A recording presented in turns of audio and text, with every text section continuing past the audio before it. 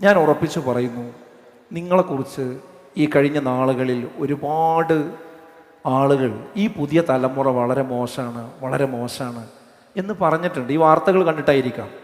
പക്ഷെ അന്നൊക്കെ ഞങ്ങളൊക്കെ പറഞ്ഞൊരു കാര്യം ഉണ്ടായിരുന്നു, കുട്ടികളെ നിങ്ങൾ ഒരിക്കലും കുറ്റം പറയരുത്.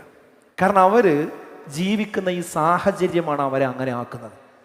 അവർക്ക് നല്ലൊരു സാഹചര്യം ഉണ്ടാക്കി കൊടുത്താൽ നമ്മളെക്കാളും അവർ നന്നായി വരും. ഞാൻ പലപ്പോഴും സ്കൂളുകളിൽ രക്ഷിതാക്കളെ യോഗം വിളിക്കുമ്പോൾ പറയാറുണ്ട്, നമ്മളെങ്ങാനും നമ്മുടെ ചെറുപ്രായത്തിൽ ഈ ഇൻ്റർനെറ്റും ഈ സൗകര്യവും മൊബൈൽ ഫോൺ ഉണ്ടായിരുന്നുവെങ്കിൽ നമ്മൾ ഒരുപക്ഷെ ഇങ്ങനെയൊക്കെ തന്നെ ആയിരിക്കും. അപ്പോൾ ഈ സാഹചര്യത്തിൽ പറന്ന് വീണ മക്കളായതുകൊണ്ട് സ്വാഭാവികമായിട്ടും അവർക്ക് എന്തുണ്ടാവും, അതിൻ്റെ പ്രയാസങ്ങളുണ്ടാവും. പക്ഷേ അവർക്ക് നല്ല ഒരു സാഹചര്യം ഒരുക്കി കൊടുത്താൽ വെള്ളത്തിലിട്ട ഒരു മത്സ്യം പോലെ വളരെ ശാന്തമായി അവർ ഒഴുകുന്നത് നമുക്ക് കാണാൻ പറ്റും എന്ന് നമ്മൾ പറഞ്ഞതാണ്.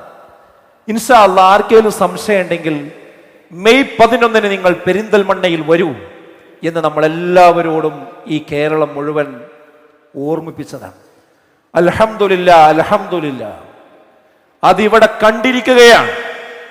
ഈ പ്രായത്തിലുള്ളവർ കേരളത്തിൽ എവിടെയെങ്കിലും ഇതുപോലെയുള്ള ഒരു മൈതാനത്ത് ഒരുമിച്ച് ചേർന്നാൽ അവിടെ കസേരകൾ പൊട്ടിയിട്ടുണ്ടാവും, അവിടെ ആളുകൾ ട്രാഫിക് പ്രശ്നങ്ങൾ ഉണ്ടാക്കിയിട്ടുണ്ടാവും, അവിടെ ഒരുപാട് പ്രശ്നങ്ങളും പ്രതിസന്ധികളും ഉണ്ടാക്കിയിട്ടുണ്ടാവും, അടങ്ങിയിരിക്കണമെന്ന് ആഹ്വാനം ചെയ്തിട്ടുണ്ടാവും, അവിടെ തമ്മിൽ കശപിശയും ഉണ്ടാക്കിയിട്ടുണ്ടാവും, മദ്യപിച്ച് ലക്കുകെട്ട് അവിടെ ആൺകുട്ടികളും പെൺകുട്ടികളും തമ്മിൽ പ്രശ്നങ്ങൾ ഉണ്ടായിട്ടുണ്ടാവും.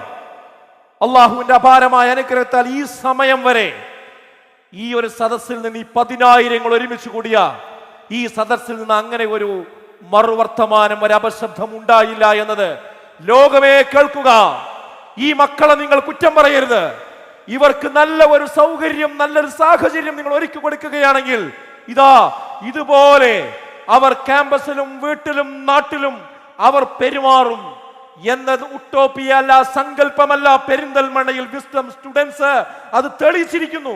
ഞാൻ അവരെ പ്രത്യേകം അഭിനന്ദിക്കുകയാണ്, നമ്മുടെ വിസ്ഡം സ്റ്റുഡൻസിന്റെ ഭാരവാഹികളെ, കൂടെ നിങ്ങളെയും നിങ്ങളെ ഇങ്ങോട്ട് ഞാൻ നേരത്തെ പറഞ്ഞ പ്രാർത്ഥനയോടുകൂടി പറഞ്ഞയച്ച നിങ്ങളുടെ രക്ഷിതാക്കളെയും പ്രത്യേകം അഭിനന്ദിക്കുവാൻ ഈ സമയം ഞാൻ പ്രയോജനപ്പെടുത്തുകയാണ്.